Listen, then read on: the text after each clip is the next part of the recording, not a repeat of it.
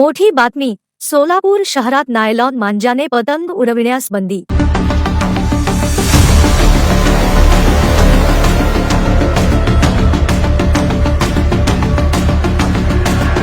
Police आयुक्तांचा मनाई आदेश जारी, आदेशाचे उल्लंघन केल्यास कारवाई.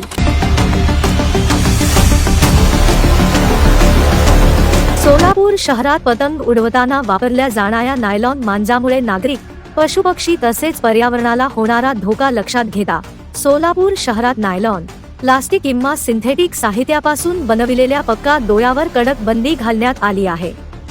पोलीस आयुक्त एम. राजकुमार यांनी भारतीय नागरिक सुरक्षा संहिता 2023 चे कलम 163 अंतर्गत मनाई आदेश जारी केला असून हा आदेश आजपासून दिनांक 1 जानेवारी 2026 ते 30 जानेवारी 2026 रोजी रात्री 12 वाजेपर्यंत लागू राहणार आहे.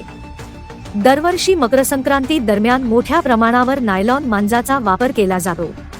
या मांजामुळे दुचाकी स्वारांना गंभीर अपघात, नागरिकांना जखमा तसेच पक्षी व जनावरांचे जीव धोक्यात येत असल्याचे अनेकदा निदर्शनास आले आहे. तुटलेले नायलॉन दोरे गटारी, ड्रेनेज लाईन, पाणी पुरवठा यंत्रणा तुंबवतात आणि पर्यावरणासाठीही घातक ठरतात. या पार्श्वभूमीवर नायलॉन, प्लास्टिक, सिंथेटिक साहित्यापासून बनविलेला पतंगाचा दोरा वापरणे, बाळगणे, विक्री करणे व साठा करणे यावर पूर्ण बंदी घालण्यात आली आहे.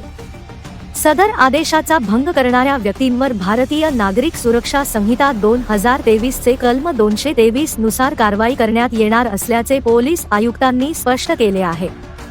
नागरिकांनी सुरक्षित आणि पर्यावरणपूरक कापसाचा दोरा वापरूनच पतंग उत्सव साजरा करावा, असे आवाहन पोलीस प्रशासनाकडून करण्यात आले आहे. ब्युरो रिपोर्ट, जम न्यूज इंडिया.